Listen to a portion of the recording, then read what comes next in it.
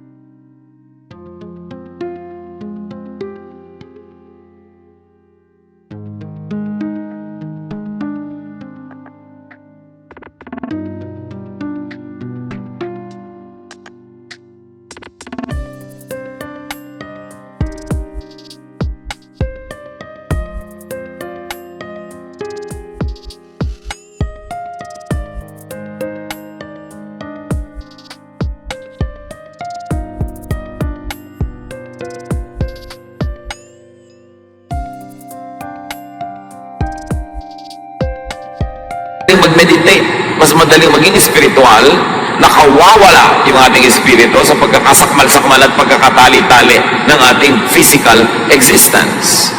So, it can help. However, you should test yourself. Paano kung diabetic ka, tapos magpa-fast ka, nag-hypoglycemia ka, bumaba yung sugar level mo, nag-comatose ka, yung ba ang kalooban sa'yo ng Diyos? Paano kung may ulcers ka? Dapat lahat yan kinoconsider. Binabalance mo yung physical at yung spiritual. Hindi lang sobra ka magpapaka-physical na damage na yung spiritual aspect mo at hindi din yung sobra ka magpapa-spiritual na na-damage naman ang yung physical person. Balance dapat. Health, godliness is all about balance. So Jesus was saying, man is not only a body, he is also a spirit. And I'm here for a spiritual purpose, so don't make me get defocused from that to focus only on bread, which is very physical. However, on ordinary circumstances, of course, you should when you are hungry. And it is not wrong to look for food. Pero yung particular temptation ni Jesus na yun, merong purpose na hindi siya dapat mawala ang paningin niya doon sa kanyang layunin, doon sa dapat maganap. Matthew 4:5-6. Next, the devil took Jesus to the holy city and had him stand on the highest part of the temple. The devil said, "If you are God's son, jump off. The scriptures say, God will give his angels orders about you. They will catch you in their arms and you won't hurt your feet on the stones." Sa templo sa Jerusalem, ang templo ay nasa gilid ng bangin. Nasa mataas na bahagi ng lungsod. Ang lungsod ay isang bundok. Nasa tuktok ng bundok. At sa gilid ng isang bangin na matarik, nandun ang templo. At sa kagilid-giliran ng bakuran ng templo, may toreng mataas na talagang katabing-katabi ng bangin. At dito dinala ng Diablo si Jesus. Sabi niya, nasa pinakamataas na bahagi tayo ng syudad, nasa bundok tayo. Tapos nandito pa tayo sa Temple Mount. At sa templo ito, nandito pa tayo sa ituktok ng tore. Ang dami-daming tao sa baba. Sasamba, magdarasal, natitipon sila sa malawak na bakura ng templo. Ito na ang oras para gawin mong entablado ang templong ito at magdrama ka para ka mapansin at hangaan at kilalanin. Etong dapat mong gawin, sabi ng Diablo. Magpatihulog ka. Normally, ang huhulugan mo, yung bangin sa baba na punong-puno ng mga bato na matatalim, matitigas na bato. At ang mga batong ito ay basang-basa ng dugo. Dahil sa mga umaagos na dugo mula sa hayop na kinakatay at iniaalay sa templo. Kaya yung lugar na yon ay puro dugo sa baba. At doon pinapalundag nitong si Satanas, si Jesus. Sabi niya, total, sabi naman sa scriptures, hindi ka papayagan ng Diyos na ni magalusan. Hindi sasayad sa bato ang iyong talampakan. Sasaluhin ka ng mga anghel. So why don't you do it? The temptation is to prove oneself. It is an appeal to pride. So dapat din natin uriin ngayon ang mga temptation. Yung unang temptation is an appeal to a physical need, to hunger. Ito naman is an appeal to a higher need, a mental, emotional, intellectual need, pride. Ipakilala mo kung sino ka. Total, sinasabi mo, anak ka ng Diyos, patunayan. Ipakita mo kung anong kaya mong gawin. Magpatihulog ka dyan at nang humanga sila sa iyo. At sa buhay natin ngayon mga kapatid, ang daming ganyang temptation. Magpatihulog na hangaan lang. Lumagay na sa panganib para lang magkaroon ng audience, para lang sumikat. At meron pa ditong isang twist. Gumamit ng verse ang diablo kasi ang sagot sa kanya ni Jesus verse kaya lang maling paggamit. Hindi lahat ng gumagamit ng verse, hindi lahat ng paggamit ng verse tama. Napakadaling pilipitin ang mga verses para masabi ng sino mang gustong magsalita ng anuman ang gusto niyang sabihin. Kaya hindi ko mo may verse magtitiwala ka agad. Hindi ko may verse susunod ka agad. Suriin mo, tama ba yung paggamit? Pag sinunod ko ito, magpapahulog ako dito. Tama ba yun? Tama ba magpasikat ako dito? So mali ang gamit ng verse. Jesus had just been baptized and affirmed by God. At may isang lesson dito, after a big moment, usually temptation follows. Pag may dumating sa ating buhay na malaking tagumpay, malaking bagay, usually may kasunod yon na tukso.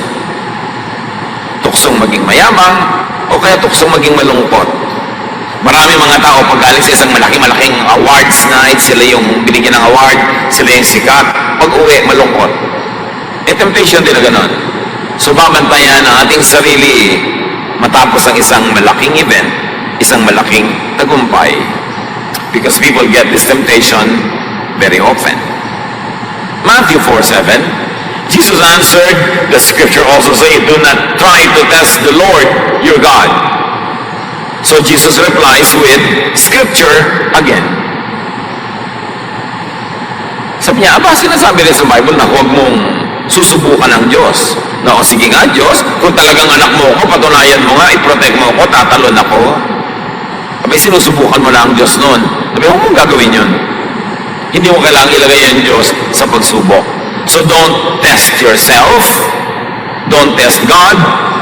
And very especially, don't let others test you.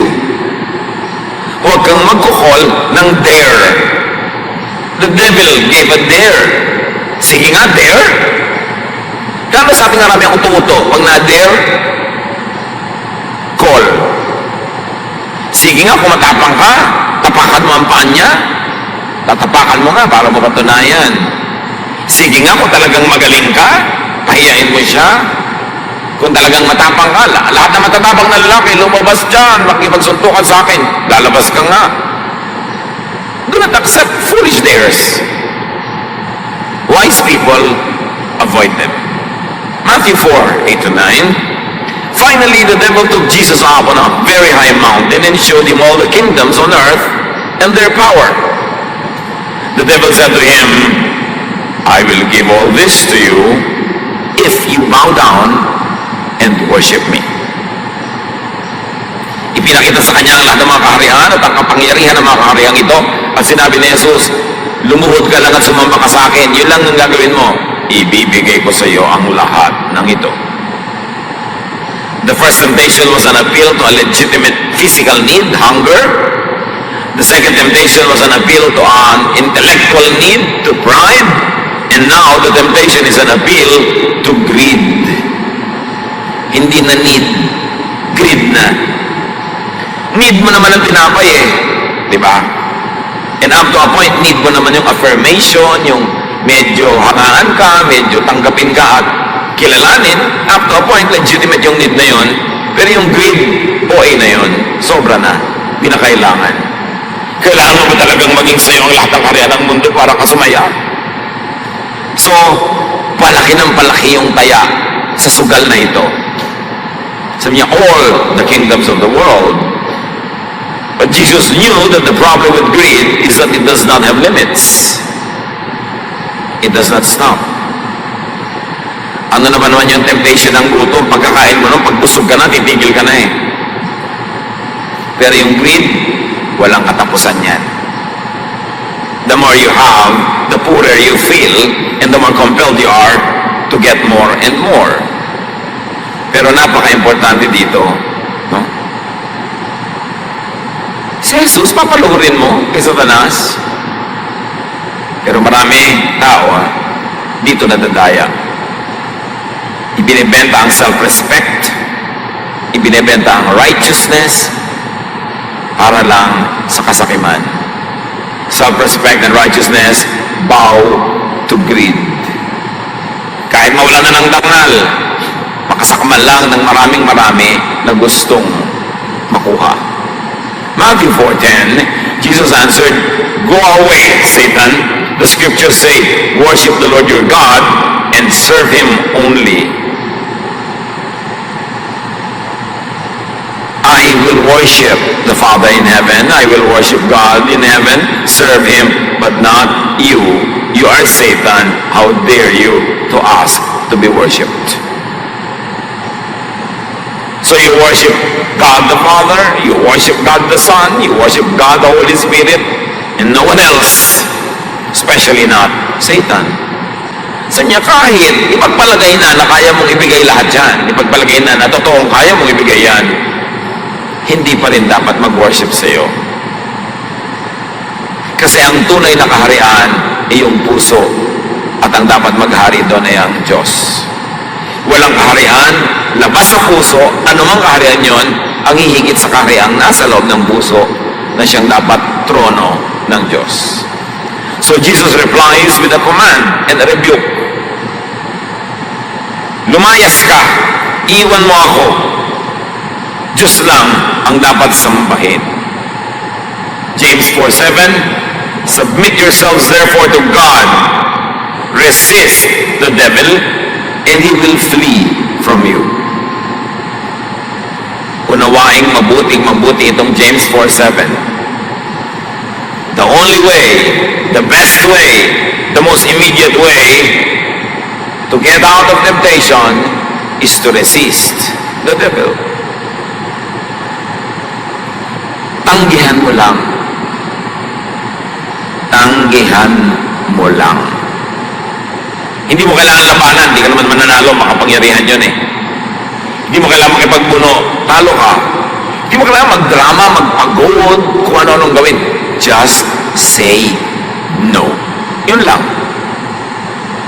Kahit sino tumutukso sa'yo, sabihin mo, no. Kaya nga sabi ng iba, yung usong budol-budol, sabihin mo lang, no. Hindi e-effect sa'yo. Kasi daw, ang approach niyan, sabi nila, kung pa naman napapatunayan, lalapit sa'yo. Di ba may apo ka sa England? Siyempre, ni-research ka niya. Kung meron nga ng mga meron, ay, nag-yes ka na, nagbukas ka sa kanya. O, ang ganda mo naman, thank you, sabi mo naman, nagbukas ka sa kanya. O nakikipagkamay sa'yo, shake hand, ibinigay mo yung kamay mo, you are saying yes. Para daw hindi ka tabla ng mga ganyan, say no. Huwag kang makipag-usap, huwag kang magbukas, huwag kang yes ng yes. Kaya sabi, resist the devil and he will flee from you. Hindi ka pwedeng tablan daw ng mga budol-budol at kung ano-anong mga pangloloko na ganon kung hindi ka magbubukas ang puso at hindi ka mag-yes. So say no. Niyayaya ka ng mga kabarkada mong gumawa ng mali. Sabi mo, no. Huwag ka naman paarte-arte pa na, sabi mo, no. Hindi no, tatalsik yun. Alam niyo ba na kahit gaano kakaliit na tao o kahit gaano ka mukhang kahina, pag nag-no ka, ang lakas mo. At yun ang tunay na lakas. Pero yung laki-laki mo tao, yes ka ng yes, mahina ka nun. Kaya pinipili ang pinatanggap at sinasabihan ng oo. So Jesus replies with a clarification of position that God is to be worshipped, Satan is not to be worshipped. That the loyalty of Jesus was to God, the Father in heaven, not to Satan, and not to appeal to greed. When you are facing temptation, know your position. You are a child of God. And knowing that, panindigan na anak ka ng Diyos, tumanggi ka by the power of the Holy Spirit, walang magtatagumpay na tukso. Kaya ka natukso kasi nag-yes ka, ganun lang kasimple yun. Kaya huwag mong sisihin ng Diablo, huwag mong sisihin ng bato, huwag mong sisihin ng mga Hapon, ng mga Kastila, nag-yes ka kasi. Kaya ka natukso. Matthew 4:11, then the devil left Jesus, and angels came to help him. Tatlong kabiguan, tatlong no, talsik ang Diablo. And angelic ministration came after Jesus won the battle. Win and comfort awaits you. Lose the battle and face more battles and more losses and more vexations. You want comfort? Win your battle first. Because the comfort follows after. Not before, not during. But even during temptation, pray for help. Why? Because prayer creates. Prayer moves. Prayer delivers. Prayer produces. Napakahalaga ng dalangin. Ngayon, isang bahagi ng tukso yan. At meron tayong nais isa pang tuklasin at lalo pang pagtuunan ng pansin tungkol sa tukso. Many times, the tempter or the so-called devil is not really Satan. It's not really an evil spirit, not an outside person or force, but one's own inner self. Kadalasan ang tukso sa sariling isip nang gagaling. Sa sariling puso nagmumula. At meron pang isang uri ng tukso. Akala mo tinutukso ka ng Diablo, yung pala tinutukso ka lang nung kalahati mo, kasi may kalahati ka, nahahati ang iyong loob. There's dissonance, there's division between conflicting values and conflicting realities. Halimbawa, gusto mo ng atis. Every single cell in your body likes this atis. Gustong-gusto mo itong atis na ito. Pero sometime in your life, somewhere in time, may nagturo sa iyong masama ang atis. Nasaksak sa utak mong masama ang atis, na brainwash kang masama ang atis, pero yung katawan mo, wired to physically be attracted to fruit, to delicious food. So na-attract ka ngayon, naglalaban ang sarili mo dahil gusto ng sarili mong bahagi yung atis na yon, pero may bahagi yung sasabing masama yan, masama yan, masama yan. Bakit natin ito pinag-uusapan mga kapatid? Hindi lahat ng akala natin masama ay masama nga. Hindi lahat ng ikinaka-guilty mo ay dapat kang ika-guilty. Marami tayong mga guilt, marami tayong pag-uusig ng budhi, hindi dahil masama talaga yon, kundi dahil na kondisyon ng utak nating isipin na masama iyon. At ang kalayaan kay Jesus, freedom in Jesus, is to be able to discern now which among the things we have been taught and conditioned to believe to be wrong are really wrong, and which of those are not really wrong and therefore shouldn't be guilty about.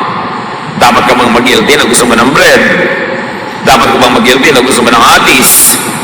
Dapat ka bang mag-guilty na gusto mo magpahinga?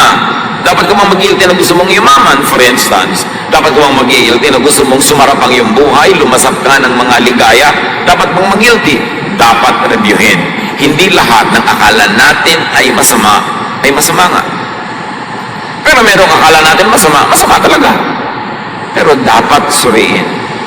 Ito kasi ang sakit ng maraming relihiyoso, laging guilty kahit hindi naman dapat. May ikinaka-guilty, merong ikinakapagabag na hindi naman dapat ikapagabag. May mga sarap at ganda ng buhay na iniiwasan na hindi naman dapat iwasan, na kondisyon lang siya na dapat kumaka-Diyos ka, lagi ka nagdurusa, lagi kang nagtitiis, lagi mong Hindi binibigyan ng saya, ng ligaya ang iyong sarili, ang iyong katawan, kasi of the devil yan. Yan ang dapat reviewin. At ang pag-review, ang mga katuruan ni Jesus. Kasi yung mga Pharisees, sasabihin nila masama yan. Pero ang daming ipinagawa ni Jesus. Sasabihin ng mga Pharisees, masamang magtrabaho pag-Sabat, masamang may gawin pag-Sabat. Pero si Jesus, ang daming ginawa sa Sabat. So hanggang ngayon ba, nagigilty ka pa pag may ginagawa ka pag-Sabat? Ang mga Pharisees, ang mga priests, sabi, masamang kumain ito, masamang kumain nun, bawal to, bawal yun. Pero sabi ni Jesus, ang mahalaga, hindi yung pumapasok sa bibig, kundi yung lumalabas. So hanggang ngayon ba, issue pa sa'yo, at nagigilty ka pa pag kumakain ka ng ganitong food, ng ganong food. Kaya si Jesus, ang dapat na pamantayan. Maraming mga tao sa lipunan na nililibak, kinakawawa, minamasama, ipinupuwera, binabato ng mga tao sa turo at udyok ng mga Pharisees and priests, pero hindi ipinabato ni Jesus, hindi niya inusgahan, hindi niya kinawawa, hindi niya ipinuwera. So, sa utak mo, sino ang nag-ahari? Ang Pharisees ba o si Jesus? Dapat natin suriin. Kasi napakaraming ligaya at sarap ng buhay na inilaan ng Diyos sa tao na hindi nagagawa ng mga relihiyoso kasi puro sila guilt trip. Magabati, yes. May mga dapat din talagang iwasan. Pero mahigit kalahati yata nang sa paniniwala ng karaniwang tao mali. Pag sinuri mo, sabi lang pala ng religion, hindi naman pala si Jesus mismo ang may sabi. Sabi lang pala ng mga pare na gustong kontrolin ang buhay ng lipunan. Sabi lang pala ng mga religious systems na may mga political agenda. Pero hindi talaga yun ang kalooban ng Diyos. James 1:14, we are tempted by our own desires that drag us off and trap us. In a manner of speaking, you can say we are tempted by our own inner thoughts. So watch your inner thought. There is a temptation to feel guilty. Hindi lang temptation to do sin, but a temptation to feel guilty when actually you should not feel guilty. Yung mga very, very basic biological needs and processes of the body, dapat mo ba talaga ika-guilty yun? Ang Diyos ang lumikha ng iyong katawan at alam niya ang lahat ng pangangailangan ng katawan na yan. Sabi sa Bible, I am fearfully and wonderfully made. You created me in my mother's womb. Therefore, you have almost written in your book of life everything I would do in my life. You designed me. I will function according to your design. So now, will I be guilty for functioning according to the design that you, O God, have made? Dapat nating i-reconcile yan. Because your inner thought could be wrong. Or your inner thought could be right, but only demonized by your belief. Meron ka sigurong gustong gawin, hindi naman ka dapat mag-guilty, pero pinapasama ng iyong pananalig. So do not needlessly blame and credit the devil. The devil is not omniscient, not omnipotent, not omnipresent. Hindi niya alam lahat, hindi niya kaya lahat. So huwag natin laging sabihin, si devil ang gumagawa. Sa akin dito para ako pag-guiltihin.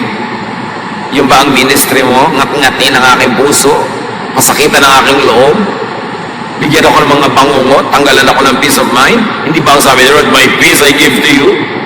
And God gives and forgives. Tapos maraming religyoso, walang ginawa kundi pagiltihin ka, pahirapin ang iyong loob, usigid ka. Hindi yan galing sa Panginoong Jesus. Galing yan sa Pharisees. So review your concept of sin and temptation. Baka exaggerated. Hindi naman pala sin, akala mo sin na. Many innocent, natural human desires and needs, many needful thoughts and deeds have been needlessly demonized by faulty reading, interpretation, and application of Scripture. Maraming malinis naman, hindi naman marumi, okay lang naman, na iniisip, ginagawa, kinakailangan ng tao, ang pinasama ng maling pagbabasa, pag-apply, pag-interpret ng Scripture. Scripture is not wrong, but the interpretation can be very wrong. And the application can be very oppressive when Jesus says, I have come to give you life and a full life at that. I came to set you free. 2 Timothy 2:15. Do your best to win God's approval as a worker who doesn't need to be ashamed and who teaches only the true message. So anong sinasabi dito ng sulat na ito? May mga nagtuturo, kahiya-hiya ang ginagawa nila kasi ang itinuturo nila, hindi yun ang true message. So either malisyoso sila, minamali nila talaga yung sinasabi ng scripture, o nagkakamali lang sila, akala nila yun ang sinasabi, pero mali pala. Pero ang mali pa rin yung teaching. So hindi ko mo teaching, hindi ko mo may verse, tama na. Dapat mo suriin sa line, sa standard ni Jesus. Tama ba yan kay Jesus? Papasay ba yan kay Jesus? Ipatuturo mo ba yan ni Jesus sa'yo? O itutuwid na rin niya? Ang daming itinuwid ni Jesus eh. Ibig sabihin, maraming baloktot. So hindi lahat ng usong katuruan, hindi lahat ng paniniwalang religyoso ay tama. Kasi kung tama na yun lahat, eh di hindi na kailangan dumating si Jesus. Tama na pala, ba't pa siya darating? Di redundant. Ang ituturo lang pala niya, eh tama rin eh. Di yung dating tama na lang. Pero itinuro ni Jesus ang bagong daan patungo sa Diyos. Ang daan na sa Kanya dadaan, sa Kanyang pag-ibig, sa Kanyang pagpapatawad, sa Kanyang paglilinis, at sa Kanyang pagbibigay ng kapayapaan. Hindi sa panguusig, hindi sa pambabato, na specialty nung dating daan ng mga Pharisees. Kaya may bagong tipan, may bagong daan, may bagong katotohanan, may bagong espiritu. So there is such a thing as a false message. E paano kung doon sa false message ka napakapit? Hindi, lugi ka. And there is such a thing as false messengers. Ang Panginoong Hesus mismo, sabi niya sa Matthew 15, 6 to 9.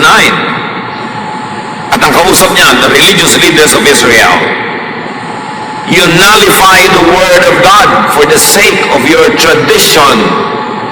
You hypocrites, Isaiah was right when he prophesied about you. These people honor me with their lips, but their hearts are far from me. Isipin nyo yan, si Jesus sasabihin niya sa mga religious leaders ng Israel, hindi kayo totoo, fake kayo. Tama si Isaiah noon pa. Inuulit ko lang ngayon, hindi itong bagong kahayagan. Sagana lang kayo sa satsat. Sumasamba lang kayo at nagbibigay ng parangal sa Diyos sa inyong mga salita. Pero hindi yan totoo. Hindi yan totoo. Malayo sa akin ang inyong puso. Matigas ang inyong puso. Hindi mapagmahal, hindi mapagkuphop, hindi mapagpatawad. Kabaligtaran ang ginagawa ninyo. Pinapahirapan nyo ang mga tao, pinapahirapan nyo ang kanyang buhay. So they worship me in vain. Your teachings are merely man-made rules. Sabi niya, they worship me in vain. Their teachings are merely human rules. Yan ang sabi ni Jesus sa mga religious leaders ng Israel. Bali wala samba niyo sa akin, ang mga turo niyo, invento lang ng tao. Mga kapatid, gaano karaming religious idea and belief ang nasa isip natin ngayon na hindi pala turo ni Jesus, invento lang ng tao. Invento lang ng mga Pharisees. Invento lang ng mga priests. Tapos hirap na hirap ka sa pagsunod mo buong buhay. Tiis ka ng tiis, tipid ka ng tipid, dusa ka ng dusa. Yung pala, hindi galing si Jose, hindi lugi ka. Kaya dapat suriin. Many innocent and natural human needs had been needlessly demonized by vested religious and political interests. Pag sinuri niyo ang lahat ng malalaking relihiyon sa kabihasnan, sa kasaysayan ng sangkatauhan, lagi itong may kakambal na political system. Lagi itong may kakambal na palasyo na may hari sa loob. Lahat ng matatanda, malalaki at malalawak ng mga relihiyon sa kasaysayan ang nag-define ng isang nation, ng kanilang political ideals, ng kanilang military propaganda and activities, ng kanilang kabihasnan.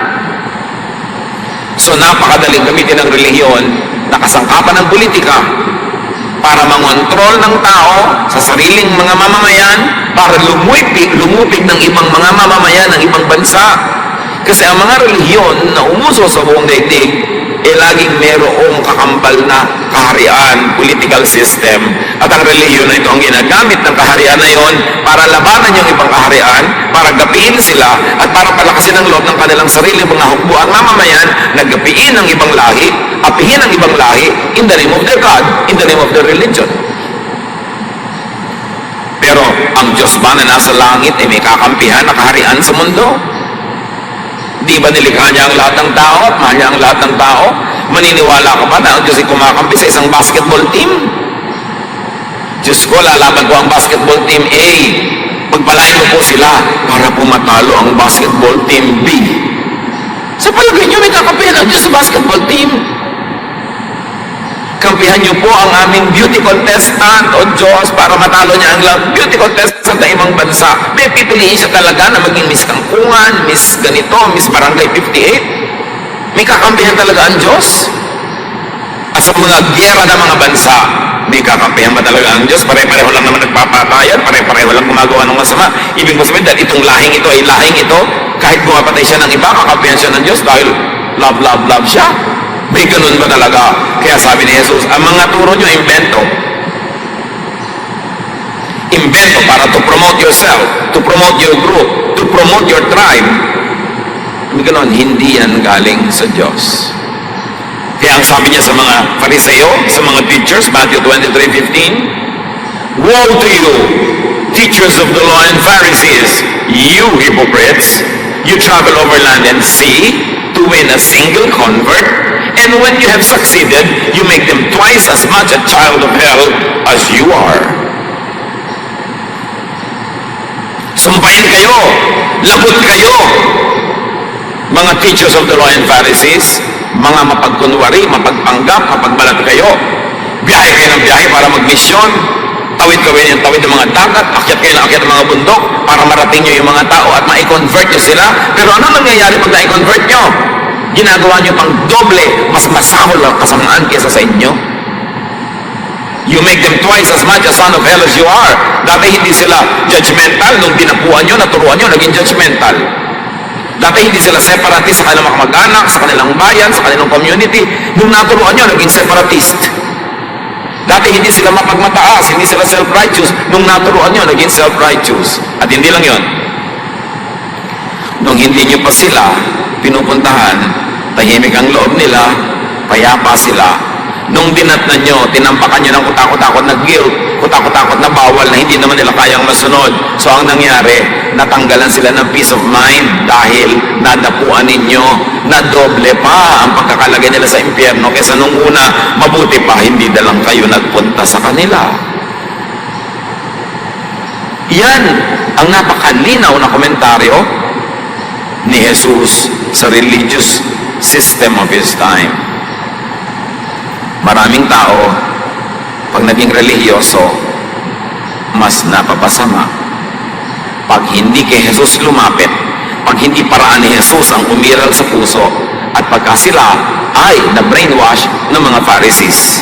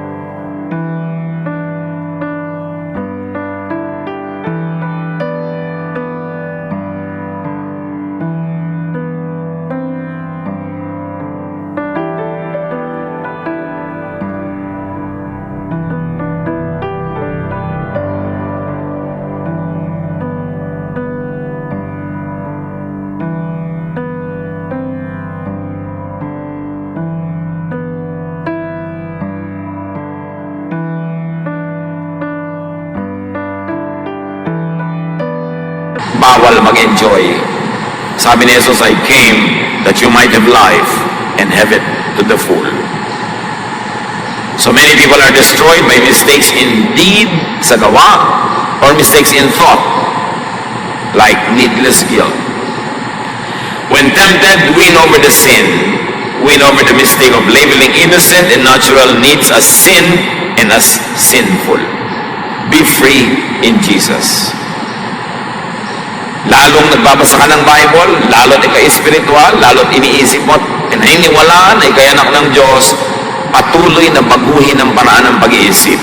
Huwag hayaang maghari sa iyong isip dahil lang merong nauna. Nauna na kasing naitambak sa utak mo, masama yan, masama yan. But a person of God will keep changing his mind from glory to glory to know God more and more and to become more and more godly. Romans 12:2, do not conform to the pattern of this world, but be transformed by the renewing of your mind. Then, you will be able to test and approve what God's will is, His good, pleasing, and perfect will. Sabi ko nun, huwag kayong laging sumang-ayon sa takbo ng sanlibutan. Magbago kayo sa pamamagitan ng pagbabago ng inyong pag-iisip. At kung yan inyong ginagawa, ang patuloy na pagbabago ng inyong pag-iisip, masusubukan ninyo, mapapatunayan ninyo,